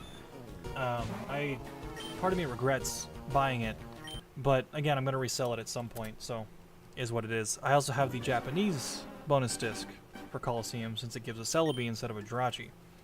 So, you know, a different distribution, you know? So I kind of wanted to just grab it. I want to grab several of those things before bank inevitably shuts down, and then the pipeline gets severed again. There's still ways to transfer things over. I have a hacked 3DS, so I can just dump the save files and put them into whatever game I want. But still, it's like, if I can do it officially first, I would like to. That's why I haven't bought it, but the Mother 3 one looks so cool since it's made to look like the weathered. Made to look used and weathered, yeah. No, it does honestly look good. Like, let me pull it back up here. Yeah, no, it does look really cool. Like, I've never played an Earthbound game. I should. It's been something that people have been telling me to do since I was a kid, but I've just never played one. But yeah, no, that one looks really good. Has like a little bag and everything. I have a bag for my micro somewhere. I just don't remember where I put it. So I need to find that. I need to find that. It came with the it came in the box, but still, I lost it somewhere. But I love looking at old retro tech, honestly. Like, I would love to have just a standard Game Boy Micro as well, but I just don't have the I can't justify purchasing something I've already got, right? As far as retro tech currently is concerned, it's not exactly retro, but it's made to support retro. I bought an Analog Pocket recently. It's what I'm currently playing this on. And man, I love this thing. I hate Analog as a company because they'll do that artificial exclusivity thing. But man, I love this thing. It's so good. Like, the output is fantastic. The screens are great. Like, it has all these different different sort of modes and everything. Like, hold on, let me start the next encounter. And it's all these different modes that makes things look a little better. It doesn't really look good on, you know, when you put it on the computer. But like, if you go to settings, yes, settings, systems, GBA, video, it has all these different display modes, right? So the one I normally use is this one, and then I'll like desaturate it a little bit because it's. So I'll use this one because it looks really good on the handheld itself. Here it doesn't look so great. You can see every little pixel and everything. It doesn't blend properly, but on this it looks great. It looks fantastic. But like, and it can play Game Boy Advance games, play Game Boy Color games, Game Boy games, and if you get adapters, it can play other things as well. I love this freaking thing, man. But I do hope other companies start looking into it, into making more of these. I think I forgot to press it last time. Press it for this one too. I do hope other companies start looking into making more FPGA consoles, because it's analog has issues. They will release things like twice a year in limited quantities, and it's just a way to drive up the price. Like this one was $250. It's a lot of money, but the only competitor, I guess, at the moment that I can think of is the Mod Retro Chromatic, which is also a very cool console, but it's about $200, and it can only do Game Boy and Game Boy Color games, and that is a bit of a detriment. I think Analog's the only one that can do Game Boy Advance games for FPGA right now. I want more companies to look into it, though. I really do, because like these are cool. FPGA stuff is really cool because it's like, you know, a lot of the old hardware, it'll die eventually, right? And as time goes on, it becomes harder and harder to preserve those things. So if people make new things that are meant to like emulate things on a hardware level, then it's cool. It's cool. I could ramble about it all freaking day, but I don't know. These are cool though. These are really cool though. If you can get one and you have a bunch of old physical games lying around, definitely do it. If you want to use it for emulation, that's possible. It can do emulation. I got a couple of ROMs on here myself, but I wouldn't recommend it over like an Anbernic or something, because like those are way cheaper. Like emulation consoles are way cheaper and can do more in terms of emulation. Oh, I think I missed some comments. My bad. My apologies. Say this, just play Earthbound only. You don't need to play Beginnings. I mean, if I get invested, I'll want to play through the bad ones. I assume you're telling me not to play it because of the bad one. Definitely Mother 3. It's never coming to America, so just download the fan translation. Yeah, I know the memes about Mother 3, unfortunately. It's still baffling to me that they'll never port it. Like, they've had all these opportunities. Like, they could have re-released it on the 3DS Virtual Console.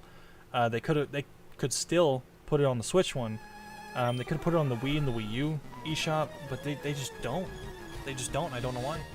The same thing goes for Pokemon Green. I was really hoping that when they released the Virtual Console titles for Red, Blue, Green, and Yellow, that they would make an English translation official for Pokemon Green. But they didn't, and that sucked. Venusaur is my go-to for Gen 1. So I would love to have an English Pokemon Green at some point in time. But I know it's never going to happen. So, to an extent, I guess I kind of feel you on the whole never getting Mother 3 thing. But, you know, at least I have alternatives in my case. But, unfortunately, they're never doing Mother 3. And it's still baffling as to why. Like, I feel like that's... Like, maybe there's not a demand for Earthbound in, like, the modern era or something. But I feel like there is... at least among retro enthusiasts, and if they market it as like this new thing, then I'm sure it would sell. I mean, even if they just gave the Japanese version out over like the Switch eShop, right? Just for people to get their hands on and play. I think that would be fine too. Like, it's not as great, obviously, but I mean, at least there's an official way to play the game, even if you can't understand it without understanding Japanese. But yeah, I don't know. I don't know. I feel like there is a market for those types of things. But Nintendo's been very bad at capitalizing on reseller markets. But you know, again, it is what it is. Yeah, tripping over my words here. God, I've been talking for nearly 2 hours. At first I thought it was just because of content, because it goes places, but Reggie said in his book that content wasn't why it's not coming to America, so we don't know. Oh, interesting. Yeah, I mean, I have no idea what's in it. I don't know if there's, like, you know, explicit themes or anything, but I'm sure they could find a way to work around doing that, you know? Like, so I doubt that's an issue. Because if it was that big of an issue, they would just censor some dialogue or something. Or, you know, censor the screen a little bit. You know, they would do a little bit of editing. But, still, it's just weird. It's bizarre. I don't know why they won't do it. To kind of move into the virtual console space for a second, one thing that I am hoping for, very naively hoping for, is that they'll announce virtual console versions of the Pokemon titles on Pokemon Day. I know it's probably not going to happen, but man, when they dropped Mystery Dungeon, I was all on top of that. Like, I have played through Mystery Dungeon so many times, and they put it on there, I'm like, hell yeah. Hell yeah. I have the ROM on here, I have the physical copy, I have, like, everything but Explorers of Darkness. Like, I love Mystery Dungeon. Fantastic game series. But anyway, mainline titles, though, I would like them to put on there. But I think one thing that's going to stop them is the fact that these old games have gambling in them with the game corners and everything. And because of new, well, not new, but, well, they're new, old new. It was like late 2010s. They introduced this law somewhere where it's like you have to make it rated T for teen if there's any form of gambling in it. And I think they made that retroactive. I don't quite remember, but I think that's why the virtual console games aren't going to happen, which really sucks unless they want to go through the effort of removing the game corner, which I just don't think they're gonna do, unfortunately. I know they could get away with it for like DS games, or at the very least Heart Gold and Soul Silver, because like they did remove the game corner in that game internationally. But yeah, I don't know. I always feel like content's the reason, but you never really know with these companies. Sometimes they'll just decide, no, I don't want to do that. And it's like, well, why though? It doesn't make any sense.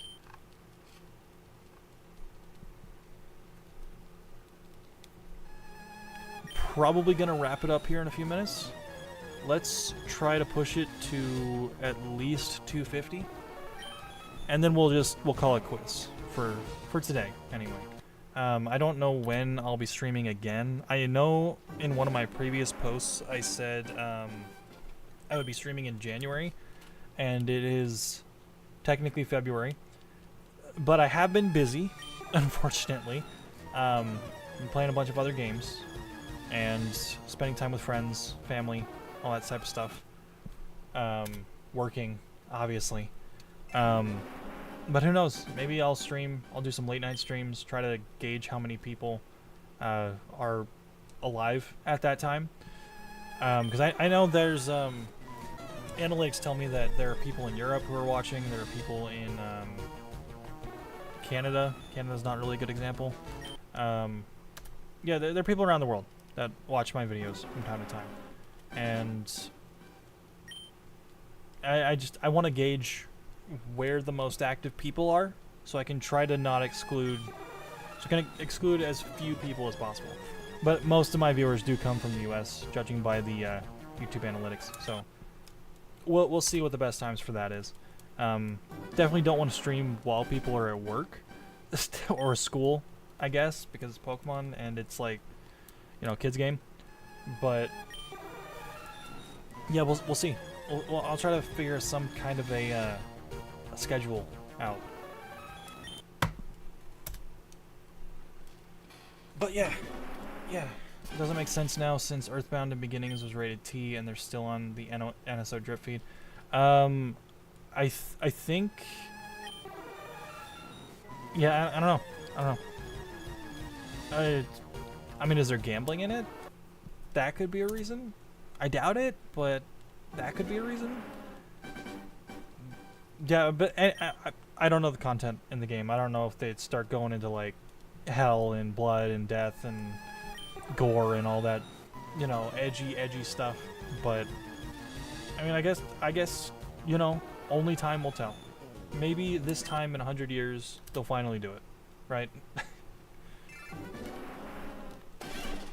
Yeah, but I do kind of hope that I do kind of hope that they will port some of these things to the Virtual Console.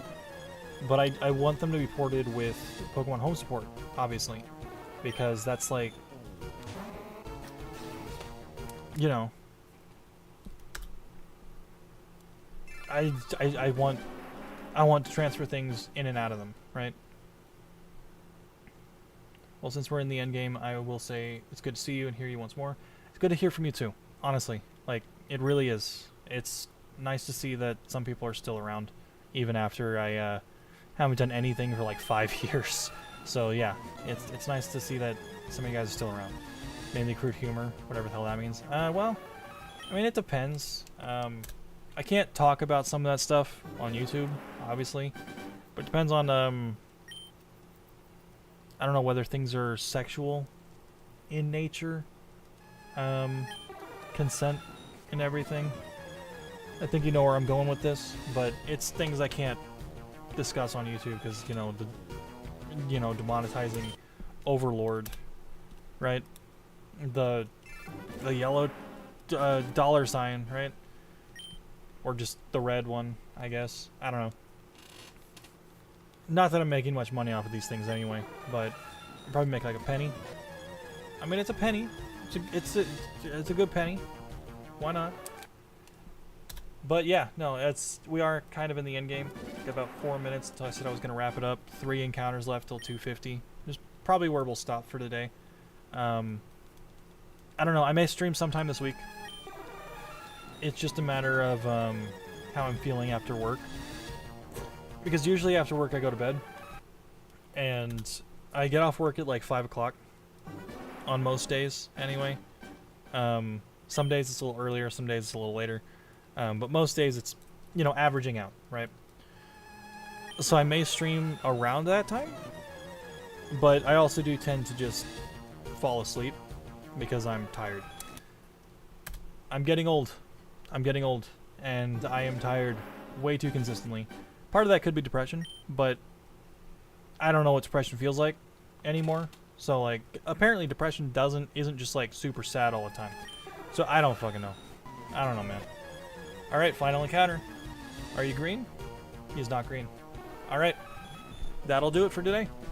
It was nice talking with you. Really, it was. And who else? Lieutenant Captain was in here as well. Leafeon. It was good talking to you guys as well.